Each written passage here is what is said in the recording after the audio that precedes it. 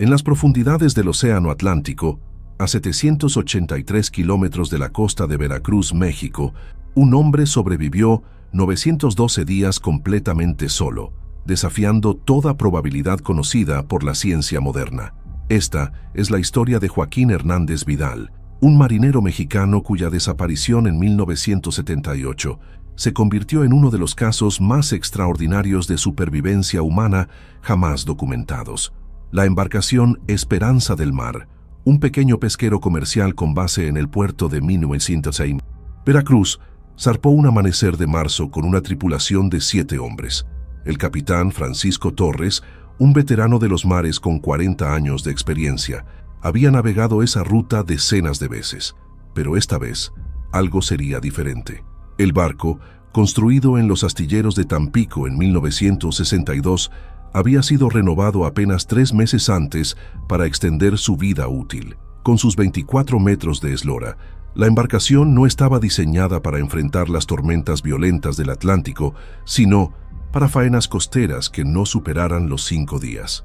La tripulación, compuesta en su mayoría por hombres jóvenes de familias pesqueras tradicionales de Veracruz, incluía a Joaquín Hernández, de 34 años, un hombre callado y reservado que había embarcado como cocinero y asistente general. A diferencia de sus compañeros, Joaquín no provenía de una familia marinera.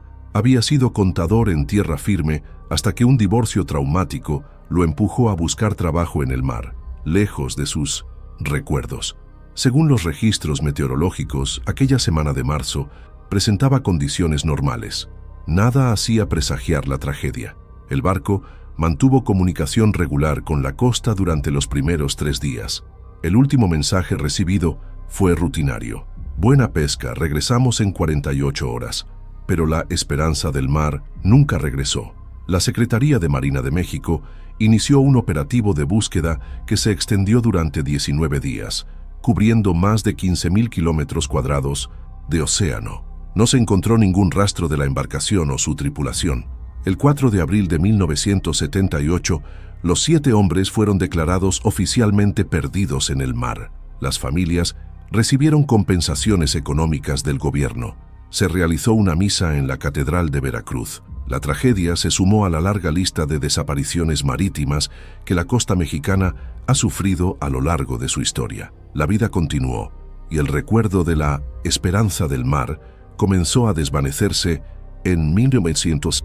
La memoria colectiva. Lo que las autoridades, las familias y el mundo entero ignoraban era que uno de aquellos hombres seguía vivo, luchando cada día por su supervivencia en un minúsculo punto del océano que ni siquiera aparecía en la mayoría de los mapas náuticos, la Isla de los Pájaros, un afloramiento rocoso de apenas 1.4 kilómetros cuadrados que se eleva sobre el nivel del mar en una zona raramente transitada del Atlántico.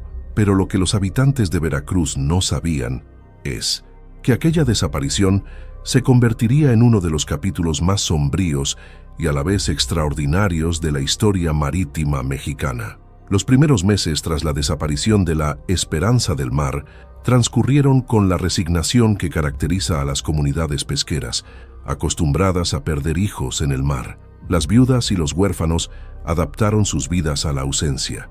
En el puerto de Veracruz, la placa conmemorativa con los nombres de los 7 tripulantes se convirtió en un lugar de peregrinación ocasional, adornado con flores que se marchitaban bajo el sol implacable del Golfo. Mientras tanto, a 783 kilómetros de distancia, Joaquín Hernández despertaba cada mañana en una cueva natural formada por la erosión en la cara este de la Isla de los Pájaros.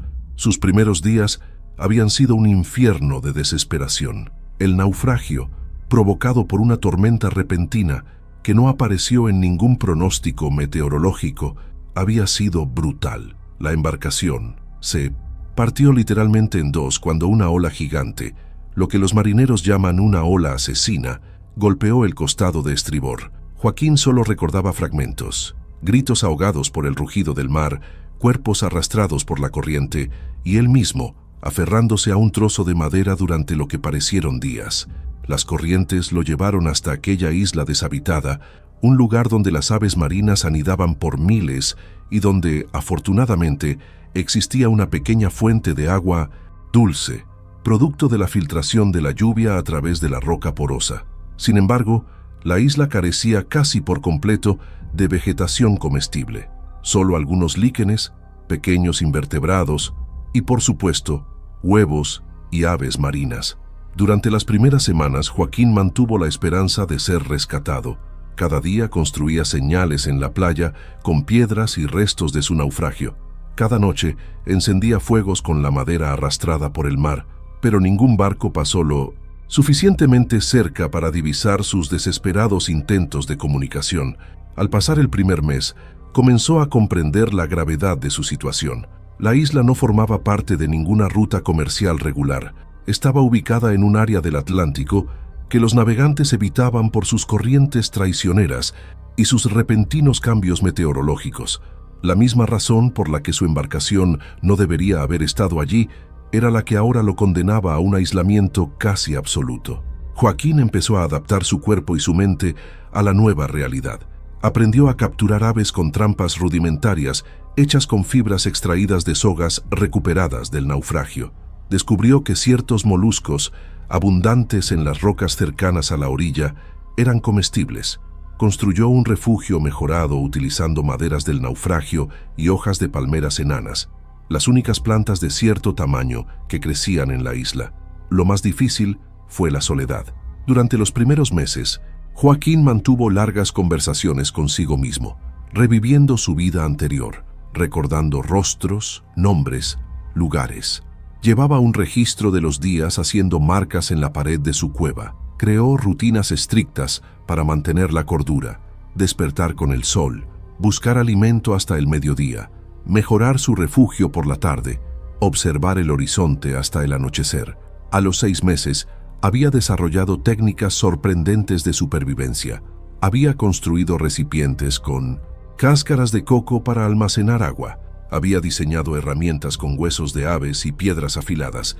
Incluso había creado un calendario lunar para seguir los ciclos de las mareas y predecir las tormentas. No olvides suscribirte y comentar desde qué parte de México o del mundo estás viendo este video. Queremos saber hasta dónde está llegando nuestra historia. Mientras tanto, en Veracruz, algo extraño comenzaba a ocurrir.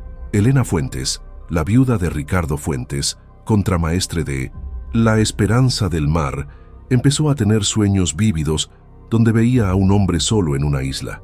Al principio, los atribuyó al dolor y la negación, pero los sueños persistían, cada vez más detallados, cada vez más intensos. Elena nunca había creído en lo sobrenatural, pero ahora sentía una conexión inexplicable con alguien que estaba vivo en algún lugar del océano. Otros familiares de la tripulación comenzaron a reportar experiencias similares.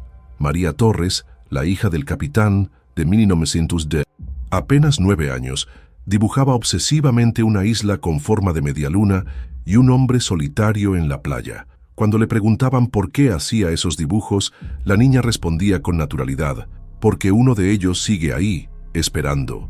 La comunidad pesquera de Veracruz, profundamente supersticiosa como todas las que dependen del mar para vivir, comenzó a murmurar. Los viejos marineros recordaron antiguas leyendas sobre las islas fantasma del Atlántico, lugares que aparecían y desaparecían de los mapas, atrapando a navegantes incautos para siempre.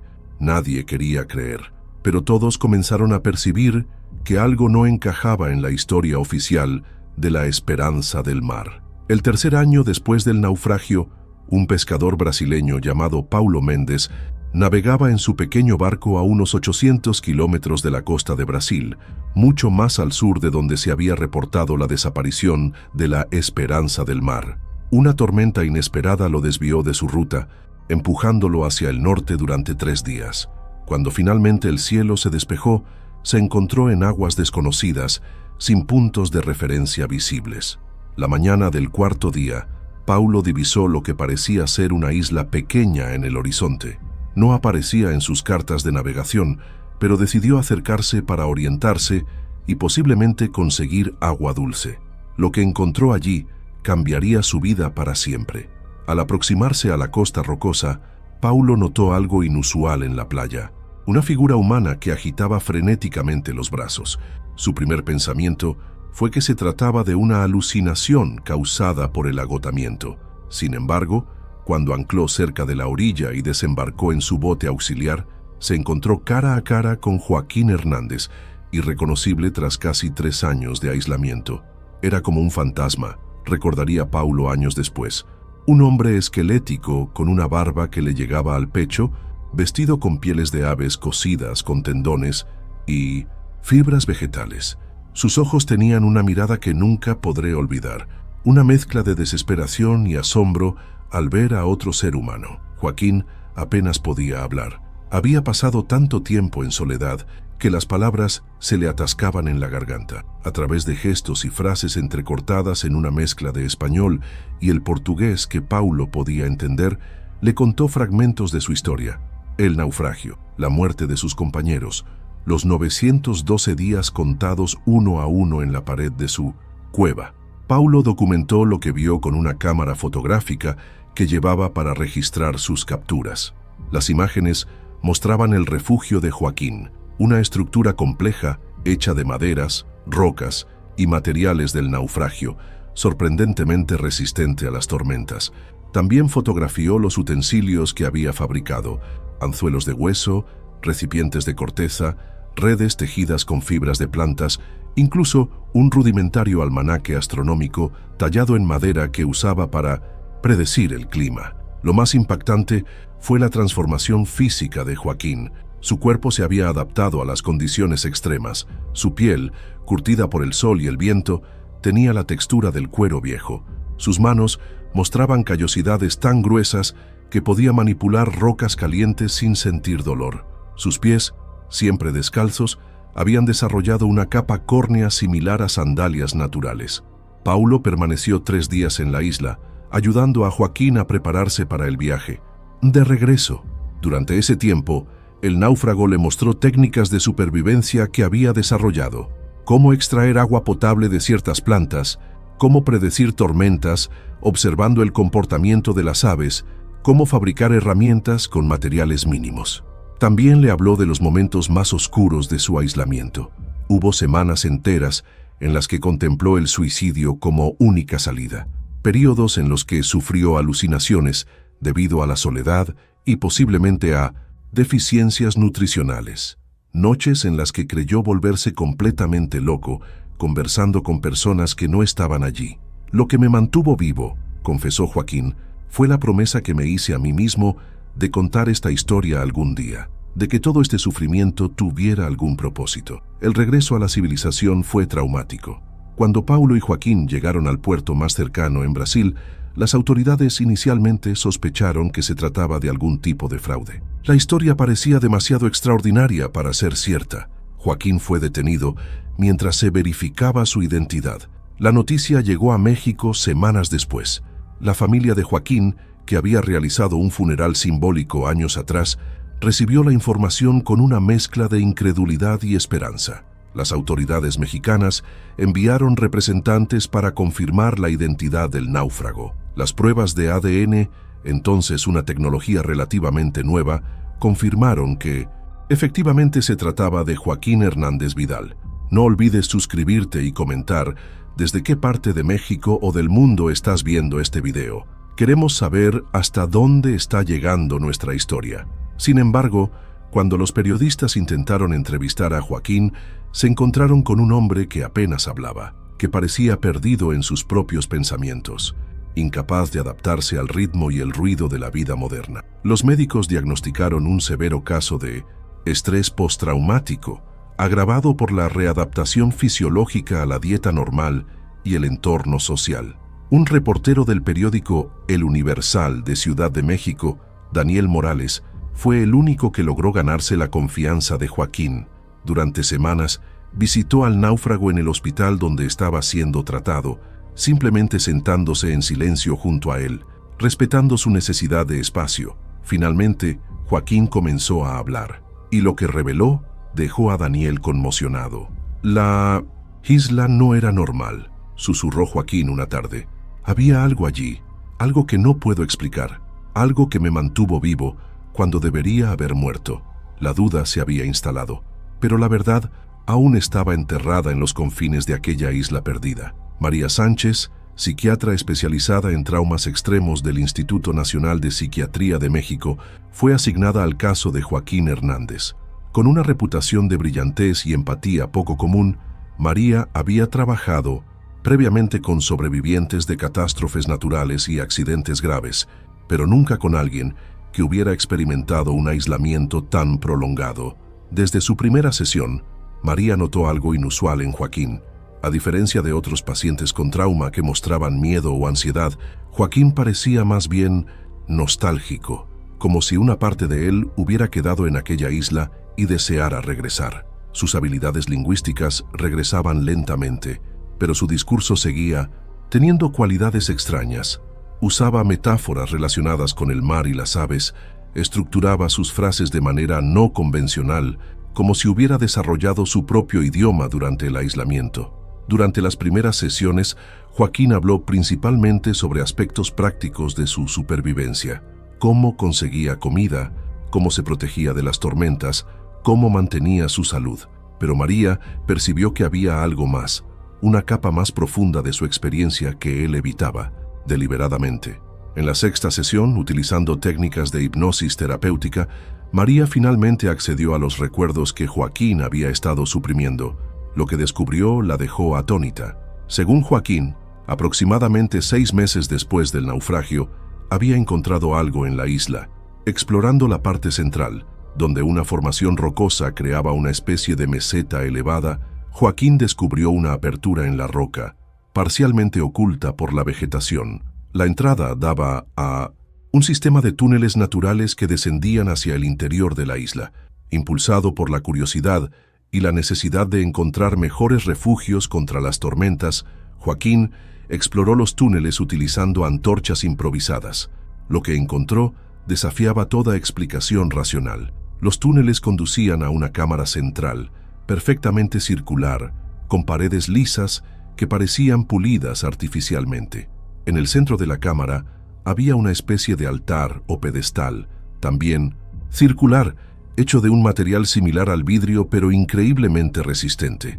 Sobre este pedestal, flotando a unos centímetros de la superficie, había un objeto del tamaño de un puño humano, con forma geométrica compleja, que emitía una tenue luz azulada. Cuando lo vi por primera vez creí que estaba alucinando, relató Joaquín bajo hipnosis, pero pude sentir su presencia física, su energía. Era como si estuviera vivo de alguna manera. Más perturbador aún, Joaquín afirmó que el objeto parecía comunicarse con él telepáticamente, no mediante palabras concretas, sino a través de imágenes y sensaciones. Le mostraba técnicas de supervivencia adaptadas específicamente a la isla.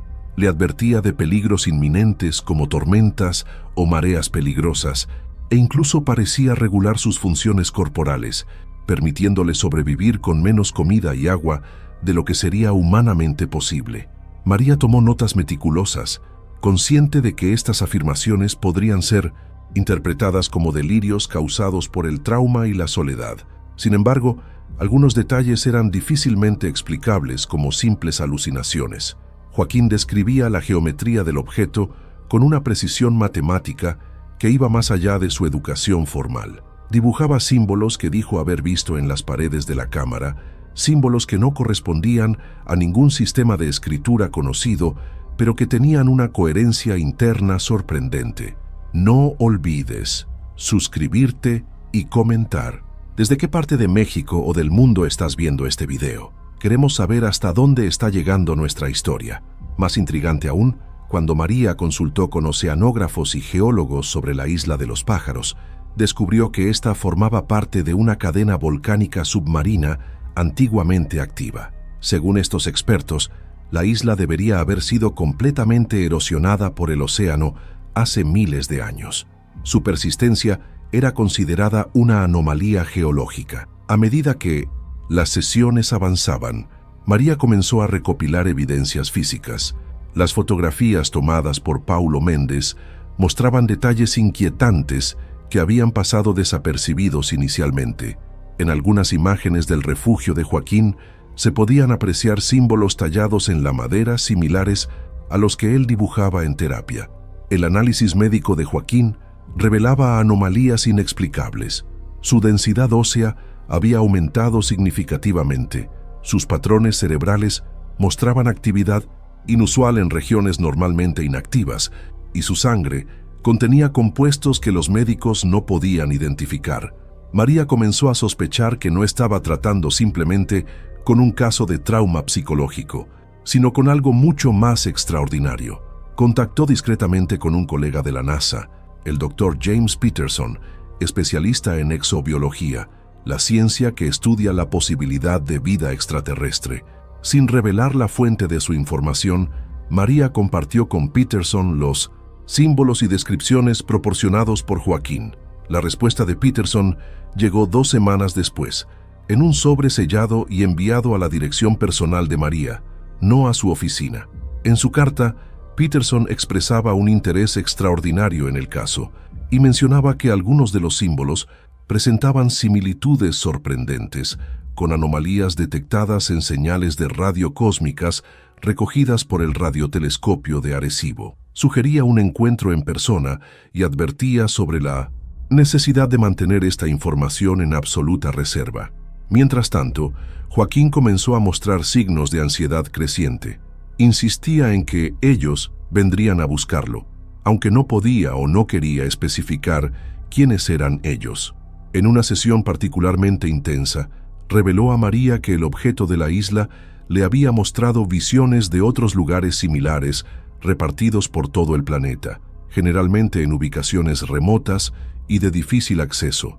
Según estas visiones, la Sintu, Isla de los Pájaros, era solo uno de varios nodos de una red antigua que precedía a la civilización humana. María comenzó a compilar sus notas, fotografías y grabaciones en un archivo detallado. Sabía que lo que estaba descubriendo podría cambiar fundamentalmente la comprensión humana sobre nuestra posición en el universo.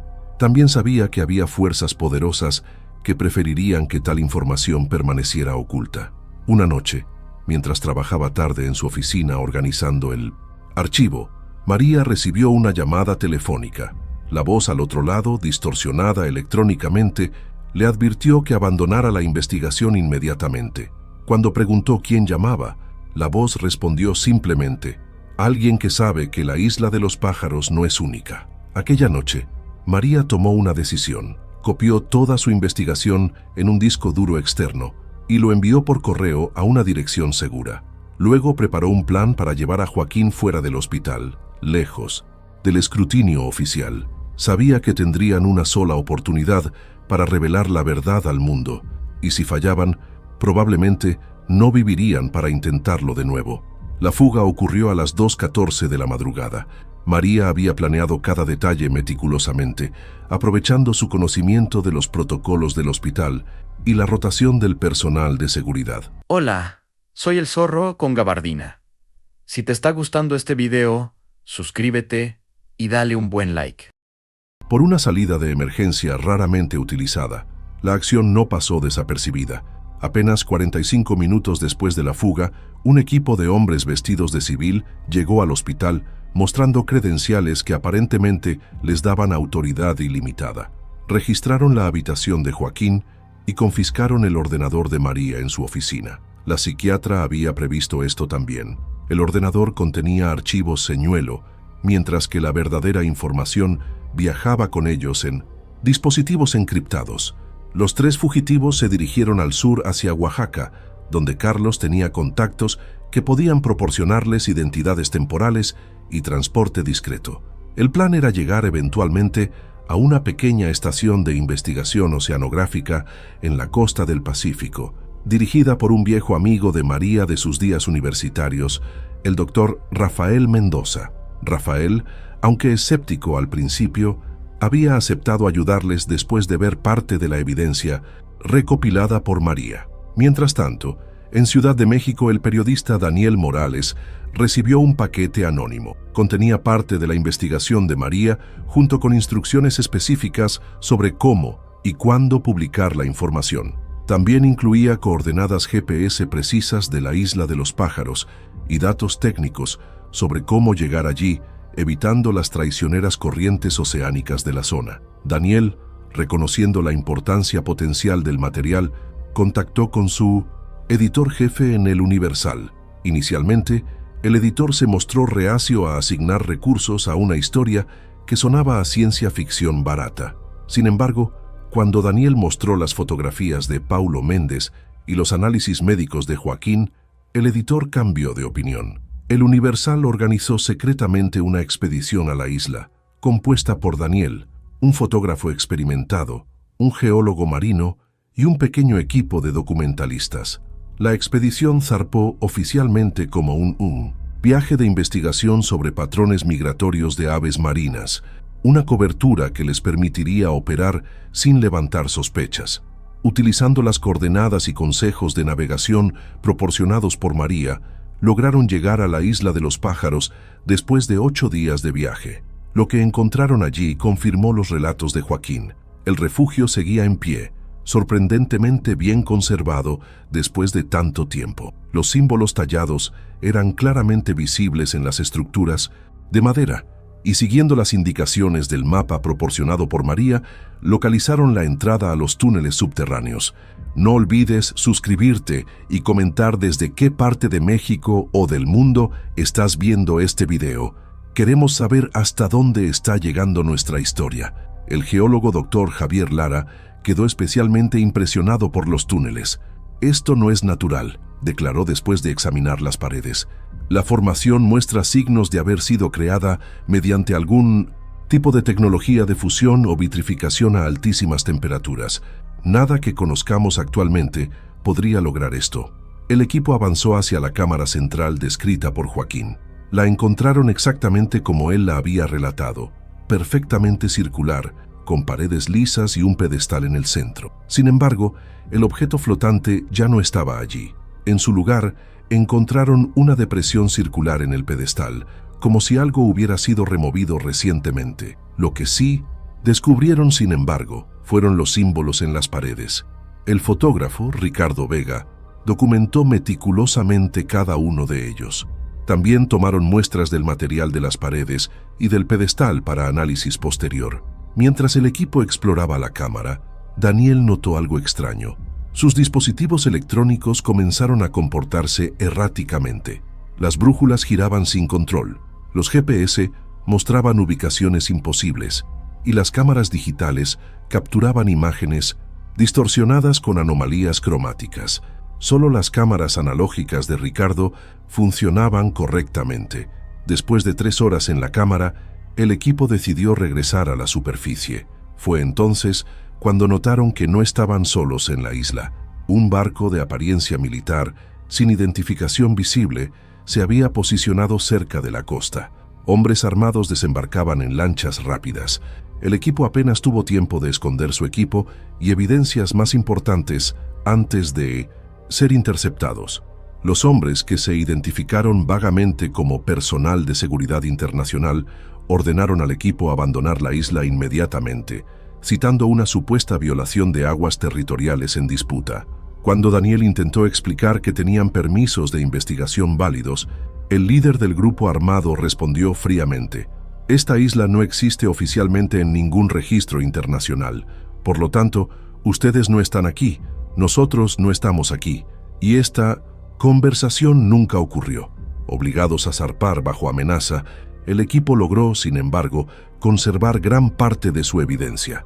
Las fotografías analógicas de Ricardo, las muestras geológicas escondidas por el Dr. Lara y las notas detalladas de Daniel sobrevivieron a la confiscación. De regreso en México, Daniel trabajó día y noche para preparar un reportaje exhaustivo. El Universal dedicó un equipo completo a verificar cada detalle, conscientes de la explosiva naturaleza de la historia. Simultáneamente, el Dr. Lara envió muestras de la isla a laboratorios independientes en 3 países diferentes, utilizando contactos personales para evitar interferencias. El 17 de junio de 1981, el Universal publicó en su primera plana: «La isla imposible, 912 días entre este mundo y otro». El artículo detallaba la historia de Joaquín, las investigaciones de María y los descubrimientos de la expedición. Incluía fotografías del refugio, los símbolos y análisis preliminares del material de la cámara, que, según los laboratorios, no corresponde a ninguna aleación conocida y muestra propiedades de superconductividad a temperatura ambiente, algo teóricamente imposible con la tecnología actual. La reacción fue inmediata y abrumadora. Otros medios internacionales recogieron la historia. Las autoridades mexicanas negaron oficialmente cualquier conocimiento del caso, atribuyendo todo a una elaborada ficción. El hospital donde Joaquín había estado internado negó que hubiera existido tal paciente, a pesar de los registros médicos publicados por El Universal, pero ni la prisión, ni la desacreditación oficial, ni los intentos de silenciar a los testigos fueron suficientes para apagar lo que había sido revelado. Han pasado 44 años desde que Joaquín Hernández Vidal fue rescatado de la Isla de los Pájaros y 42 desde la publicación del reportaje de Daniel Morales en El Universal. Durante este tiempo, la historia ha seguido diferentes caminos en la conciencia colectiva mexicana y mundial. Capítulo 6. La verdad que no puede ser enterrada. Continuación. Para la historia oficial, el caso de Joaquín Hernández fue archivado como una elaborada ficción, una leyenda urbana alimentada por un periodismo sensacionalista. Los registros oficiales de la Secretaría de Marina mantienen que los 7 tripulantes de la Esperanza del Mar perecieron en el naufragio de 1978. No existe ninguna isla de 1970. Los pájaros en los mapas náuticos actuales. Las expediciones privadas que han intentado localizar las coordenadas exactas reportadas por el equipo de Daniel Morales han regresado con las manos vacías, encontrando solo océano abierto, donde debería estar la isla. Sin embargo, en ciertos círculos académicos y de investigación independiente, el caso Hernández sigue siendo objeto de intenso debate. Las fotografías analógicas tomadas por Ricardo Vega han sido analizadas por expertos en lingüística, matemáticas y arqueología, quienes han encontrado patrones consistentes en los símbolos que sugieren un sistema de comunicación coherente, no una invención aleatoria. Algunos de estos símbolos han sido encontrados posteriormente en sitios arqueológicos submarinos frente a las costas de Yucatán, Cuba y Japón, siempre en estructuras que desafían la explicación convencional por su antigüedad y sofisticación. Las muestras de material recolectadas por el Dr. Lara, eventualmente, desaparecieron de los laboratorios donde estaban siendo analizadas, en incidentes descritos oficialmente como robos comunes o pérdidas administrativas.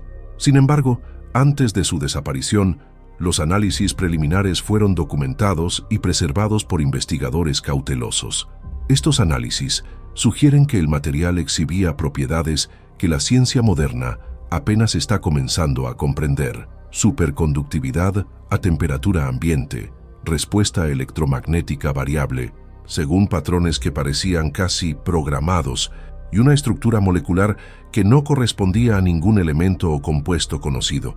¿Y qué pasó con los protagonistas de esta historia extraordinaria? Joaquín Hernández Vidal desapareció completamente del ojo público después de la fuga del hospital. Durante años circularon rumores sobre su paradero, que vivía bajo protección en un país sudamericano, que había sido silenciado por agencias gubernamentales, que había regresado voluntariamente a la isla. En 1997, un pescador de Veracruz afirmó haber reconocido a Joaquín trabajando como farero en un pueblo costero de Baja California, viviendo bajo el nombre de Miguel Soto.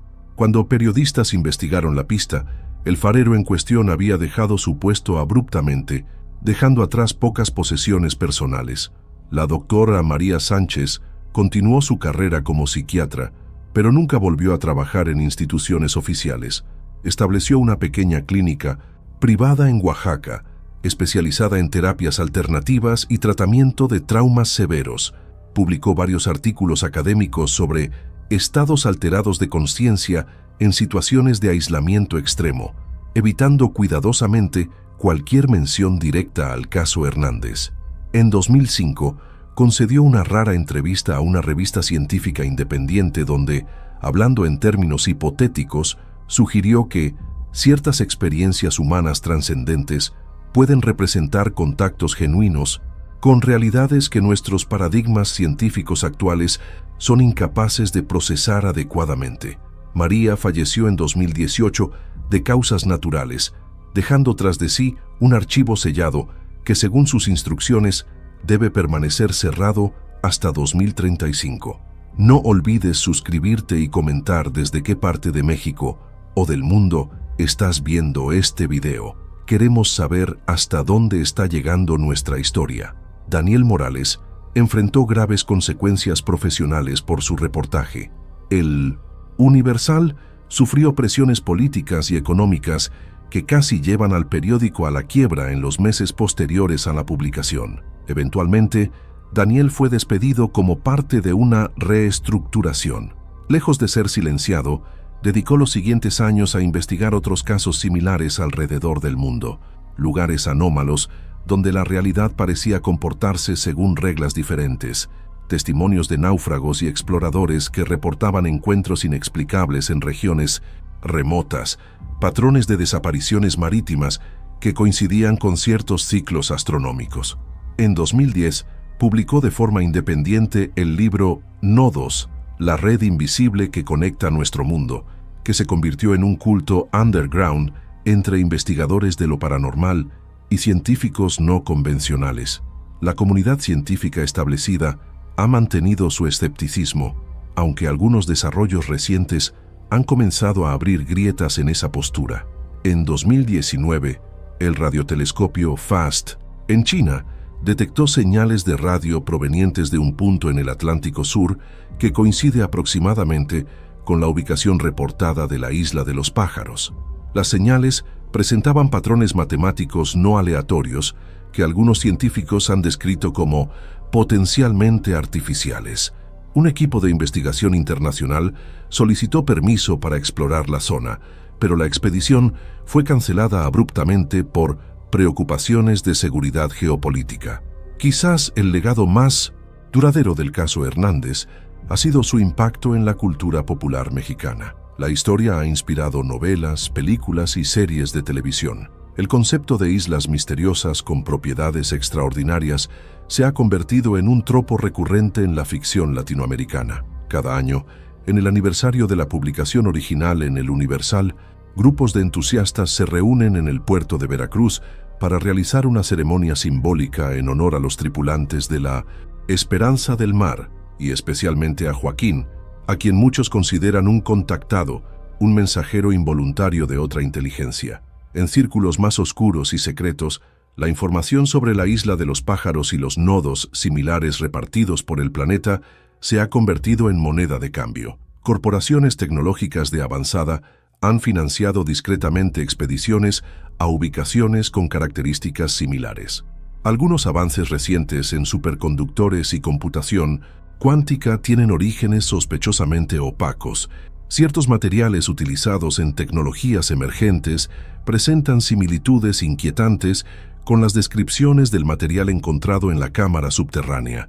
En 2023, un denunciante anónimo que afirmaba trabajar para una agencia de inteligencia filtró documentos que sugerían la existencia de un programa internacional, activo desde la década de 1950, dedicado a localizar, estudiar y eventualmente explotar anomalías materiales no terrestres ubicadas en diversos puntos del planeta. Según estos documentos, la Isla de los Pájaros era uno de los nodos secundarios de una red más amplia, cuya existencia se mantiene oculta al público por razones de seguridad nacional y estabilidad sociocultural. Para las familias de los tripulantes de la Esperanza del Mar, la historia nunca terminó realmente. La mayoría aceptó la versión oficial y siguió adelante con sus vidas. Pero algunos, como Elena Fuentes, la viuda que tuvo los sueños premonitorios, nunca dejaron de buscar respuestas. Elena fundó el colectivo Verdad Oceánica, un grupo que documenta y conecta casos de desapariciones marítimas con elementos inexplicables. Hasta su muerte en 2015, Elena mantuvo que había más verdad en sus sueños que en los informes oficiales. Y en cuanto a la isla misma, varios testimonios de pilotos comerciales y militares, registrados en los últimos 15 años, mencionan avistamientos fugaces de una pequeña isla con forma de medialuna en una región del Atlántico supuestamente vacía. Estos avistamientos nunca coinciden en tiempo. La isla parece aparecer y desaparecer como si existiera intermitentemente en nuestra realidad o se moviera siguiendo patrones que desconocemos. ¿Qué era realmente el objeto que Joaquín encontró en la cámara subterránea? ¿Un artefacto de una civilización antigua y avanzada que precedió a la nuestra? ¿Un instrumento dejado por visitantes no humanos? ¿O algo aún más extraño? ¿Un punto de contacto entre nuestra realidad y otra? ¿Un nodo en una red cósmica que apenas comenzamos a vislumbrar? La pregunta no es si fenómenos como el de la isla de los pájaros podrían volver a ocurrir. La pregunta es, ¿dónde están ocurriendo ahora mismo, lejos de los ojos del mundo? Si esta historia te ha perturbado, compártela con alguien que también merece saber lo que la historia oficial ha intentado enterrar. Suscríbete para más verdades que jamás deberían haber sido olvidadas. Y la próxima vez que mires al horizonte en el océano, recuerda, hay lugares entre este mundo y otros donde las reglas que creemos inmutables se desvanecen como la niebla marina bajo el sol del amanecer. Lugares que aparecen y desaparecen no solo de nuestros mapas, sino de nuestra propia realidad.